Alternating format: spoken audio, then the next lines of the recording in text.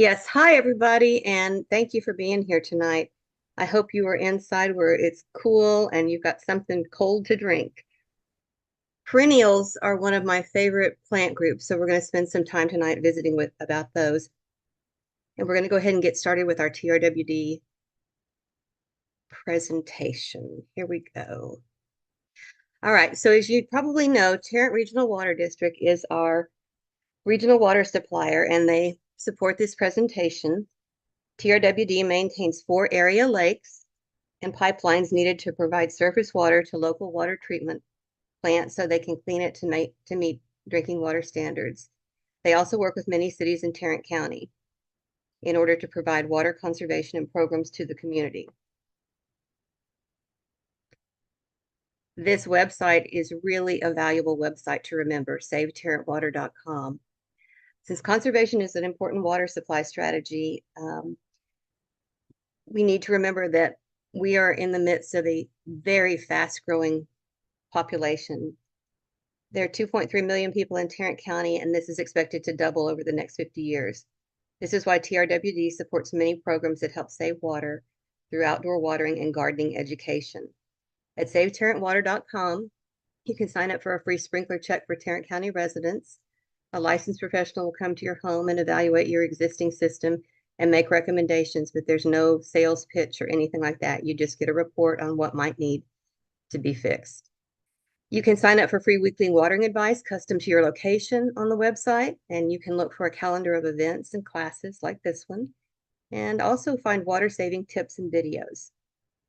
And we have a new slide to look at. At the end of every year, TRWD compiles all of the data for the area that they reach. On the right, you'll see there's a copy of a letter that I received, an email that I received that told me that for the year 2025, I received 38.56 inches of rain. And it shows the number of weeks that they recommended I didn't need to water my lawn and so on. But the image on the left is even, I think, more valuable because it says that for 34 weeks throughout the area, no watering was recommended. That was the average. And the total amount of water they actually recommended to anybody for the year was 7.8 inches. But look at the difference in rainfall from Boyd to Waxahachie. That's almost a 30-inch difference. Oh, it is a little over a 30-inch difference. That's a big difference in our area. And we received 40.92 inches average last year, which is over our traditional average rainfall. But keep all that in mind as we talk about some of the reasons why experts and I recommend planting perennials in fall. Here we go. So it's always good to start with the definition. What is a perennial? A perennial is any plant that persists, that lives for many years, usually with new herbaceous growth that survives from growing season to growing season. Trees and shrubs, including all cone-bearing plants, fall into this category, and flowering plants and vegetative ground covers. Oops, I'm sorry. So this is a photo of 2 of the clusters of coneflowers that grow in my yard. Coneflowers are a great native perennial. The plants on the right, the pink ones, are our native purple coneflower.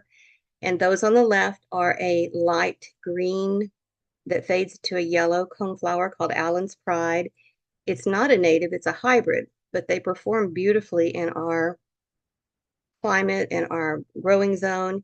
They can be grown from seed. They can be divided easily, just like the native coneflower. And the pollinators love them both. I have them growing side by side in places, and the pollinators don't seem to care which. So it's a great, it's just kind of, I don't know, it's one of my favorite perennials of all. You may recognize this as crossvine early in the season, but the buds are just showing up. This particular plant was purchased and planted in the fall of 2019. My fence is covered. I bought several of these, and this is another one that the bumblebees love. The wasp love to build nests in it, so you do have to be careful about that. But it is a phenomenal perennial, and we have discovered at the greenhouse, at the Master Gardener greenhouse, you can easily make cuttings from this and propagate more plants that way. But again, another plant that's great to grow to plant in your garden in the fall. So how perennials survive? Herbaceous perennials in cold climates survive the winter by means of underground or root or stem modifications. And think about bulbs, corms, tubers, or rhizomes. The above ground portions of these plants die back often in autumn. Woody perennials will often drop all of their leaves but maintain their stems above ground. And this is a photo of a vitex that was planted in my backyard in 2020. Did a lot of planting in 2020. Some of y'all probably did too. But you'll notice that the following year, I had the woody stems like the definition says. And then, so sorry. And then the new growth is coming back. And again, this was a fall planted plant. It was 2.5 feet tall when planted, and it's now over 20 feet tall. It is an enormous vitex.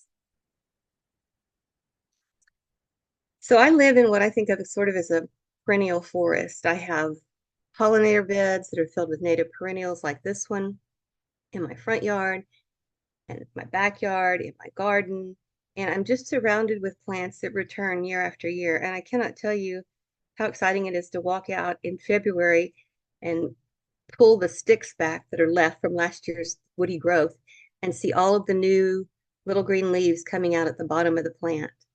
I know that by Valentine's Day, I'm going to be out there cutting back the dead wood because these plants are going to return and bring as much joy the following year. This was taken last week in my front yard.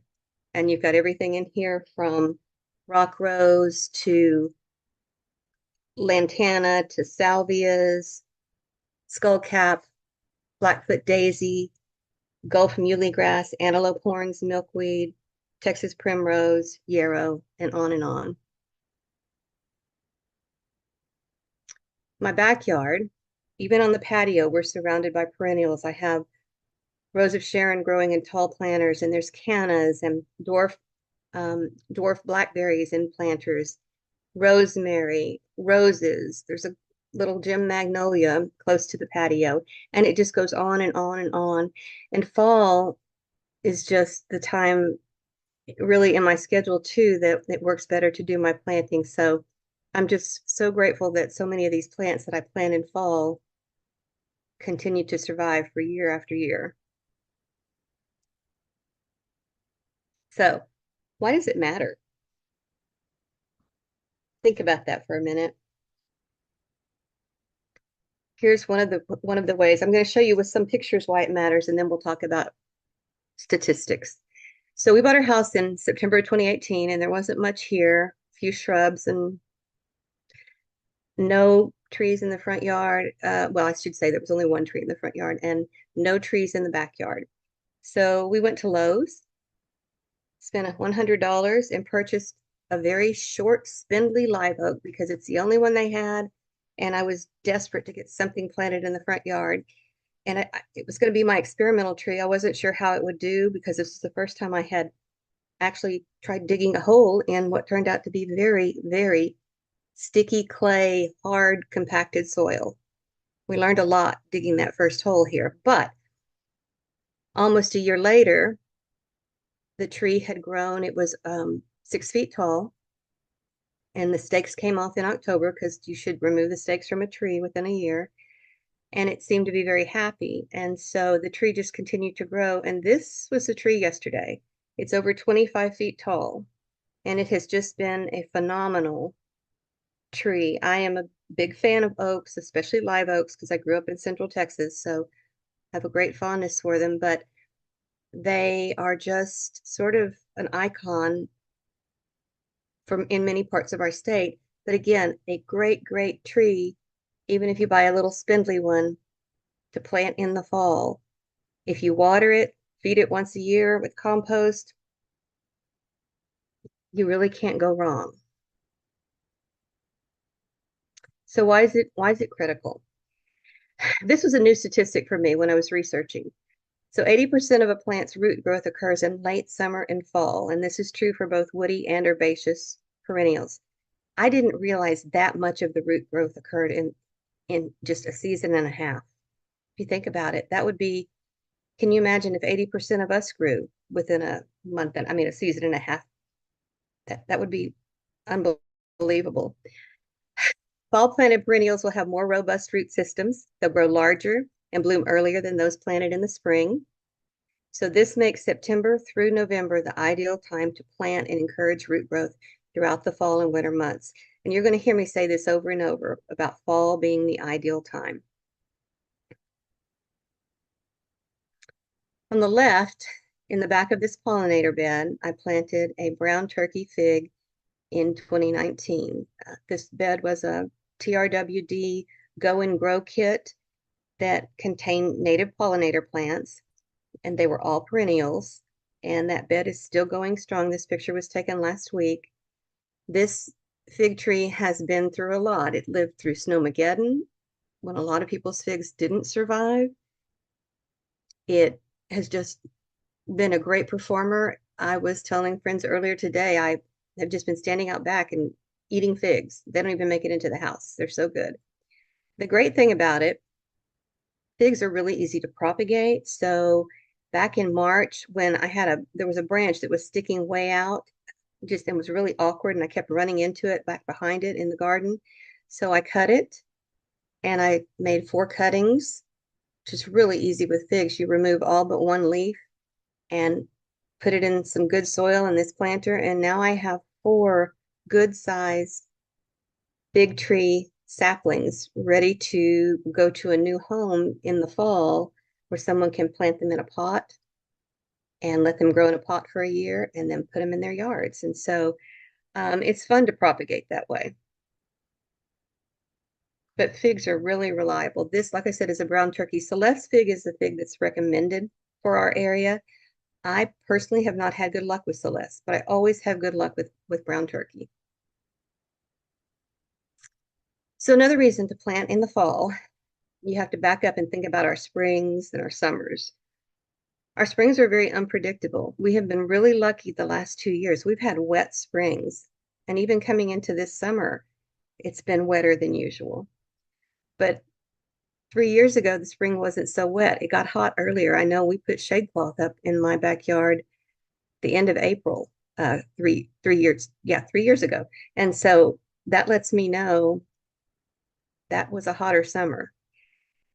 And again, there's hot, and then there's Tarrant County hot. And an arborist once said to me, nothing living is happy at 118 degrees. And that was the day that he was taking out a Shantung maple tree. So that's too hot for a lot of new tender plants if they have just been planted. A lot of people lose plants in the summers because well, for many reasons, but sometimes because they just haven't had a chance to develop a strong root system. And then there's the dreaded D word, drought. I avoid looking at the drought map until I have to, and then I acknowledge it's here, and I will get up at 5:30 in the morning to go out and water because I want to save my plants. But if my perennials were planted in the fall, I know that they are going to stand a better chance of making it through the summer as long as I water them. So we plant in the fall because we have milder temperatures, and our falls, if you've probably noticed, are staying warmer than we're accustomed to, than maybe 5, 10 years ago. I know it's still been pretty warm in September and sometimes even into October here. But because the temperatures are not in the hundreds, they're now down into the 80s. For a plant, that's still considered cooler. So you've got cooling air temperature, and yet the soil is still warm because it hasn't cooled off. And that's sort of this ideal, just perfect spot for a lot of perennials to take off and start developing roots in the fall. And another good reason to plant in the fall is that there's less wind damage. I don't know if you realize it, but spring is our windiest season. And in fact, when the winds are at their worst, it can actually make the soil cooler. It can literally, think about this, blow heat away from the soil. Of course, it can blow away mulch. It can damage tender young plants and it can dry out the soil too. And so that's one thing that we don't normally, typically have to deal with in the fall. When we give away free trees at our Arbor Day event, and we'll talk about that more in a little bit, we recommend that people plant those trees because they're bare root trees usually, and we recommend they be planted in pots and grown in a pot for the first year. So again, they can develop a really good root system. And that's what you're looking at here. This is actually a dwarf fig in the pot on the left, and then this is a desert willow on the right that is in a pot. And I received that as a bare root sapling last fall at the Master Gardener Arbor Day free tree giveaway event. And it's doing great. It's 3 feet tall and it is ready this fall to go into the ground in someone's yard.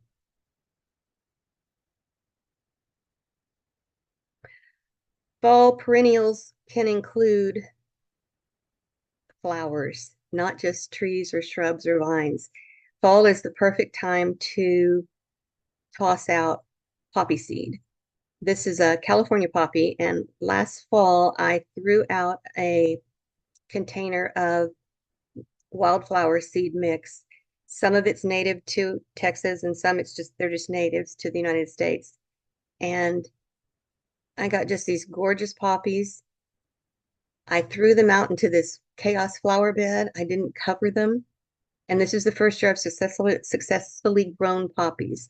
So I will do that from now on. And it's going to be really interesting to see how many poppies return because these drop seed all over. So that's a benefit of perennial flowers like this.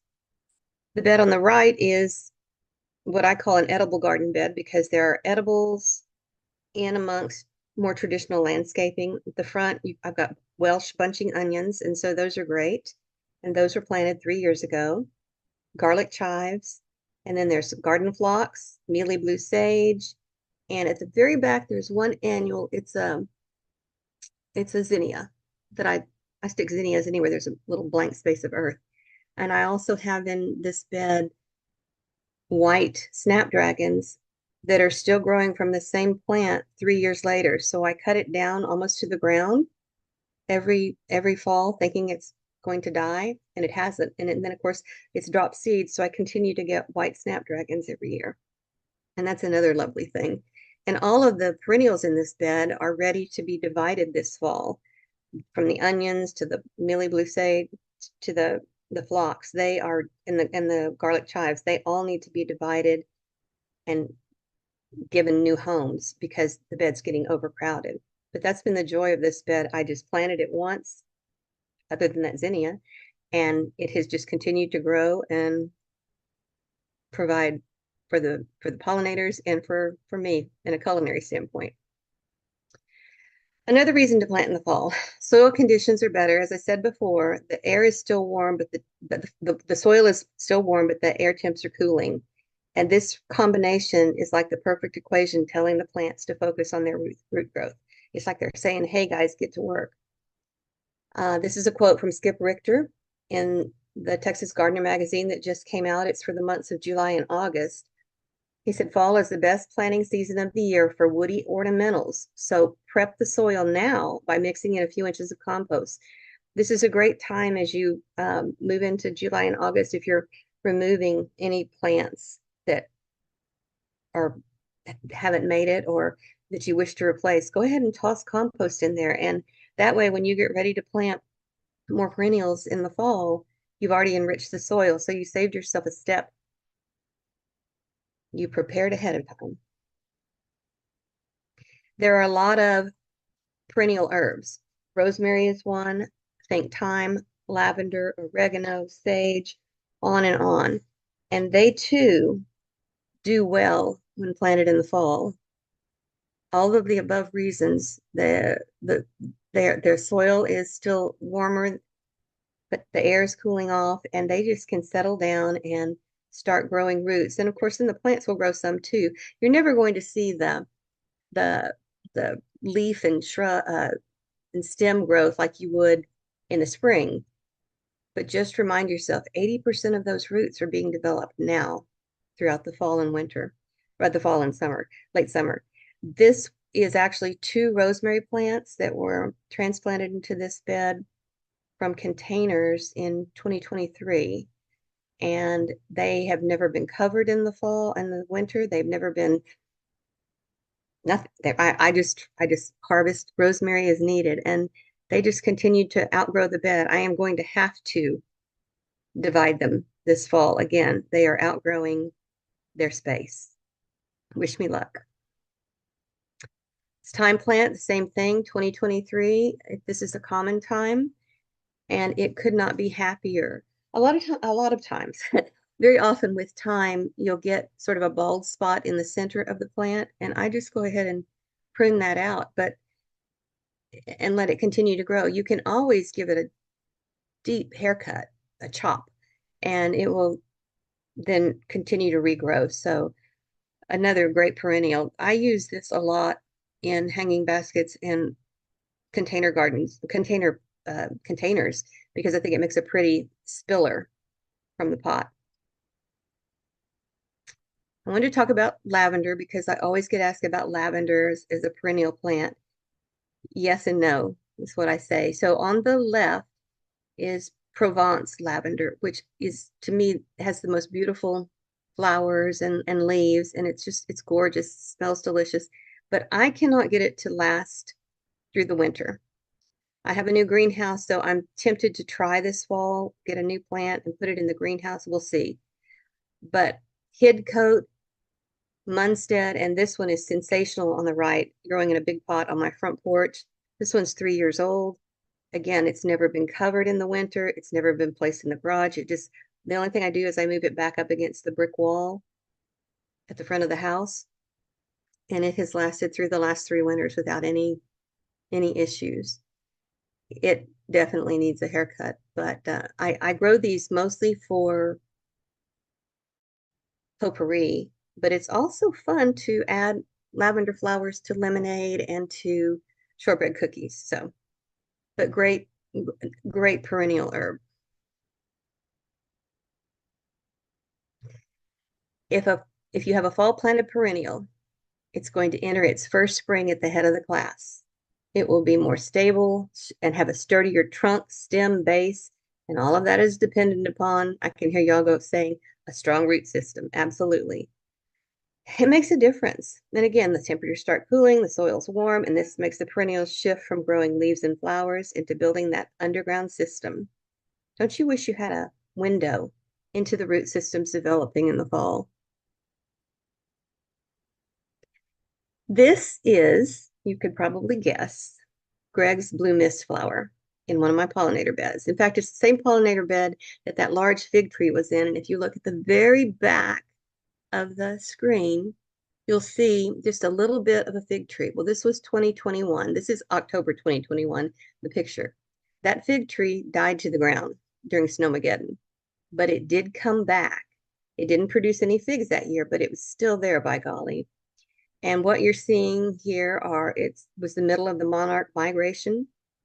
They were on their way back to Mexico, and they stopped for nectar here. And they also found some milkweed in other beds to lay eggs on. But having pollinator plants, nectar plants for the monarchs is so vital this time of year that I'm glad I have a lot of perennial pollinator plants. It's hard to get all those peas out for them, but I also have annuals. But this Greg's Mist flower, this was one plant and it took over this bed. And it is a great one for dividing in the fall. Once everything stopped blooming, you can cut them back. You can divide them into clumps and give them away. It makes a great pass along plant. This perennial is just hard to kill, at least in my experience. It's one of my fun new plants. If you look on the right, it is a rose. It's called a hedge rose. It's a Rosa canina or dog rose, and I grow it for the rose hips. So this is the flower on the left. It's about the size of an egg, so it's a decent sized little flower for a single petaled single 5 petal rose. The rose hips are what make great tea in the fall. And this thing looks like a wild mess. This is just the other day I took this picture, and I'm constantly weaving canes back in and going across this trellis now. It's not traditionally grown up as a climber. It's allowed to just ramble along the sides of the road, but I need to keep it somewhat contained so I don't get attacked. But again, this is a great perennial. It was planted in October of 2024. Didn't bloom last year. This is its first year to bloom, which made me very happy. And you can easily propagate. I've found climbing roses. Shout out to Sue Kelly for teaching me that. Um, and so this is one I would love to try to propagate if any herbalist out there would like some. I had to order this plant from California because I could not find it anywhere in Texas, but I'm glad I have it now. So less watering.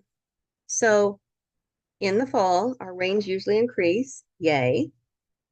But and plants will still need regular watering if it doesn't rain, so not daily. And the easiest way to determine if you need to water is to stick your finger in the soil and do the knuckle test. You can test to your first knuckle, your second knuckle. If it's dry to my second knuckle, I'm definitely going to water. If it's still damp to my first knuckle, I'll probably wait another day. Just remember that during their first winter, perennials are going to need water at once to twice a week if there's no rain. And the other day, my son sent me a picture of a slide from a conference he attended that showed a diagram regarding this year's El Nino season. The meteorologists are actually predicting that this is going to be what they're now calling a Godzilla El Nino. And what that means for Texas is cooler temperatures and more water and more rain. And so we'll see if it pans out, but they have data. This diagram showed data from the 1880s on up. And so I would be very happy if it rained more and I didn't have to water as much. Just a montage of perennials that I've planted in the fall that I've enjoyed. Cannas, given to me by another master gardener. Rudbeckia, Black-Eyed Susan, again from a TRWD pollinator box. Great, great plant. This is a great one that you can also divide in the fall. Again, I use that serrated bread knife to cut it in quarters, and I'll pass plants along. And again, I've got lots that will need dividing this fall. I love every kind of phlox, whether it's creeping phlox, the really tall ones, the mid-sized ones, it doesn't matter because they all smell divine. I love them. The pollinators love them. It is a great plant. And when you get a big cluster, again, you can divide them and pass them along to others. They do really well planted in the fall. And when the blooms are finished, I cut the stems back. And one variety that I have was putting buds on it, the plants, in March of this year. And it's a plant that's about 4 years old. So great reward. We talk about less maintenance too. So spring and summer are heavy maintenance, or at least that's how it seems to me, the heavy maintenance seasons in the gardens. Got to constantly check for insect pests. Got to look for foliage diseases. Soil dries out. You often have to prune things back, stake them. It's just a long list of must-do chores. Fall planted perennials require much less work. They do need enriched soil. Again, that compost worked in or top dressed. They need water and they need mulch. And those are going to be the most critical things.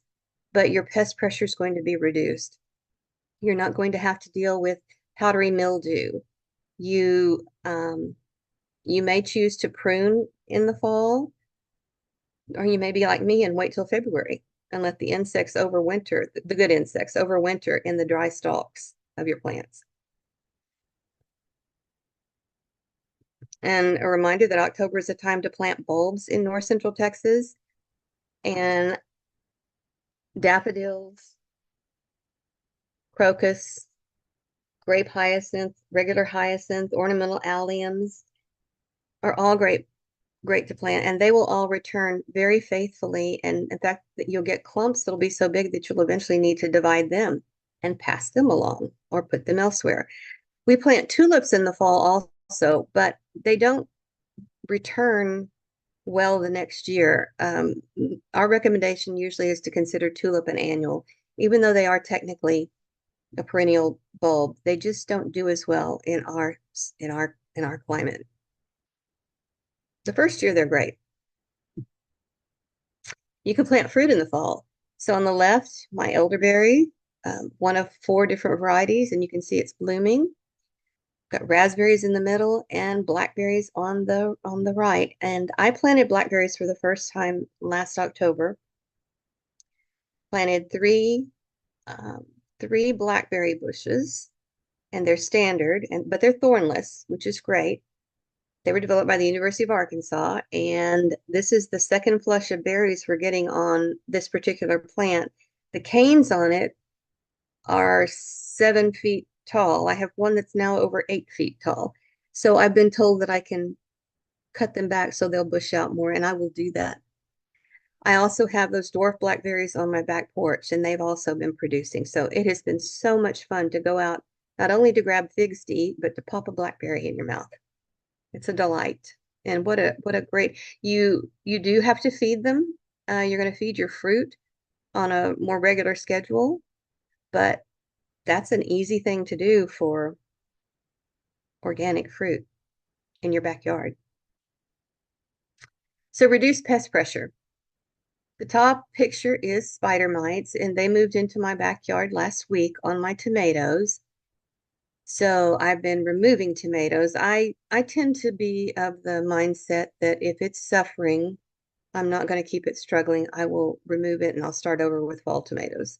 So I'm doing that. And then the other evil creature that I've been dealing with is the Florida leaf-footed bug. They have been attacking everything. So warm weather accelerates breeding and faster insect life cycles. And the faster insect populations increase, the more damage they're doing to our plants. So you may go out, you may see an adult Florida leaf-footed bug, but you glance over to the plant next to it and you may see it's covered with the orange nymphs. You may find spider mites. You may find aphids this time of year and stink bugs and on and on. But I have also seen the good guys. Thank goodness. The assassin bugs have been out and the wheel bugs, but they aren't going to be able to take care of everything that's attacking my plants. And that's just a struggle we have here in the fall. My one word of advice would be buy yourself a bug vacuum, or if you have an old car vacuum, repurpose it. It's the fastest way to get the leaf-footed bugs off your plants. But the good news is the fall, cooler temperatures and fewer food sources decreased insect pressure. So they don't have as much to eat. They don't like the cooler temperatures. They leave or die. Either one is fine. These are some of easy to grow fall planted perennials that I have grown very successfully here. And this is not a comprehensive list. This was just off the top of my head. Some of the things that are performing or have performed really, really well that have all been planted in the fall.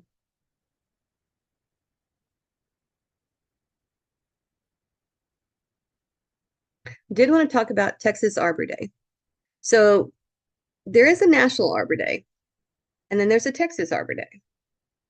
We originally had our first Arbor Day in February of 1889 in Temple, Texas. And then due to growing conditions in Texas, officials moved the state's Arbor Day to the first Friday in November. Now think about that. That is a real good indicator that the state really advocates planting trees in the fall, isn't it? A few other states like Florida and I believe South Carolina have also changed their Arbor Day to a different day than the spring date. So there are statewide celebrations every year now. And Fort Worth is the oldest city in Texas to earn the Tree City USA designation. They earned it in 1978, and they're still active in the program. And there are many opportunities to receive free native trees each November, including the Master Gardener's free tree giveaway at our Arbor Day event, the first Friday in November, which is when Arbor Day is. And the city of Fort Worth holds a planting event um, on that first Friday in November too, in one of the area parks. And garden clubs give away trees on that day. So pencil in on your calendar if you're in the market for free trees. First Friday and Saturday in November will be your days to remember. This is a Shumard red oak in our backyard that we planted in October 2019, and it was 5 feet tall. And his name is Harold. He is now about 20 feet tall. So happy, happy. My grandson playing in the leaves. I still do this. I still love to rake up leaves and throw them in the air. Um, Another gift from a perennial plant because those are great for composting. And these are just some of my favorites. I like every oak probably that exists, especially partial to live oaks and red oaks. And yes, I know that they are more prone to oak wilt disease, but I do like them. I've now got a lacy oak growing, so I'm excited to see how it does. Red buds, magnolias, vitex. Bay laurel's great. It's an herb. It makes a large bush, shrub, or a small tree. Pecans, fruit trees. Yes, we even love mulberries at my house. I love this quote.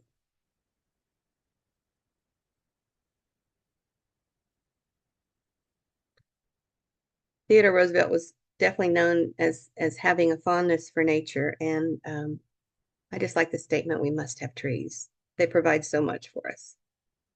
All right, guys. So resources, if you want to learn more about classes, free classes like this one and Arbor Day, please visit our website, terranmg.org or at mastergardeners.org. And if you're interested in finding out, I left off a W. If you're interested in finding out more about the Godzilla El Nino event, check out the World Meteorological Organization. Perennials for Every Purpose was a great book. I enjoyed reading it. It's one of those lots of good pictures. And that is all I have right now. I do have this QR code, and you're welcome to do this survey if you choose. You're going to get the other one from us too. This just strictly goes straight to A&M. I'm going to warn you, the questions are strangely perhaps not as applicable to your lifestyle. It may ask you how many acres you grow on, or I believe it does, or a monetary value that this class might have provided for you. It has a real agricultural bent, but you're welcome to do this one if you'd like to. And I am going to turn it back over to you, Teresa Pisani. Okay, we have one question outstanding, and I think there's probably a couple of different answers on this one. Terry writes, what fall date is best? It can be so hot here. Well, we recommend tree planting in November, right? And so I don't like to plant anything until the second half of October. Mm-hmm. So I Okay. just wait till the 15th. All right.